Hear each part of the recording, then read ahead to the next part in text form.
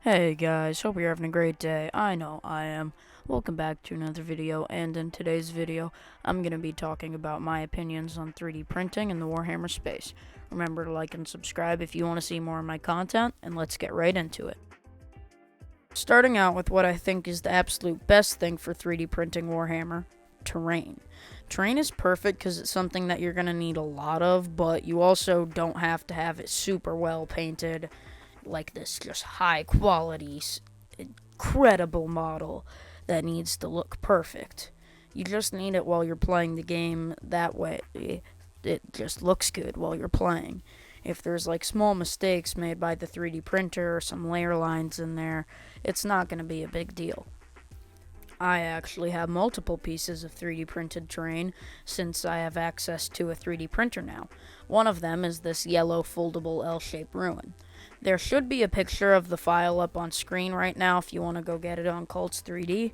It's really good, and it would probably be better if I had a bigger 3D printer, but I had to downscale it to fit on my print plate.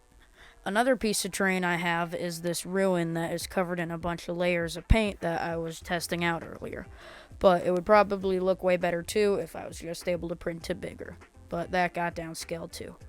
I also have two barricades that I printed. This one was on the Toy Box app, which is the type of 3D printer I have. It has like a whole app with a bunch of things you can print. And then this one I found on Cults 3D. It's more of like a metal Space Marine one than a concrete Gothic looking one. Now I'm going to get into the uses of 3D printing that I think are fine, but some people might disagree with using. Using 3D printed miniatures in your army is fine in my opinion, as long as they're not pirated copies, and you can still tell what the unit is supposed to be. Even if it looks a little bit different from what it's supposed to, as long as like you tell the person like, hey, this is a proxy for a weird boy or something like that, it should be fine. Models seem to be a lot less likely to look as good as terrain, especially if you're not using a super high quality printer. When you're painting something like a model that you want to be super detailed and look really good, the layer lines can get in the way and mess up dry brushing and stuff like that.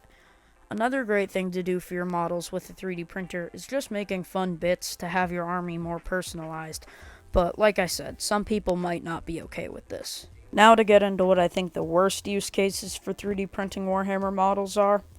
I'm going to start out with one that I think everyone can agree is kind of bad, other than the people who do it, I guess. Pirating models that Games Workshop actually designed, although easy and cheaper because Games Workshop models are way overpriced. Pretty sure it's illegal, and it also takes profits away from the company that runs the game. If Games Workshop goes bankrupt, there's no more Warhammer, just no new kits or paints or merch or shows or anything. If Games Workshop goes bankrupt, even though there will be some people who make communities to keep playing the game and hosting tournaments, less people will be in the hobby and it'll be harder for people to access. I don't want to sound like I'm whining like, oh, be nice to the multi-million-dollar company. But at the same time, not only can you get in trouble for it, it could technically lead to the downfall of the hobby or Warhammer just on its own.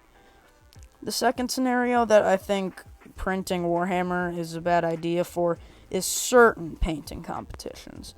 If you're going to a competition where they only judge on the paint job of the model and not the model itself, 3D print whatever you want, no matter how crazy it is.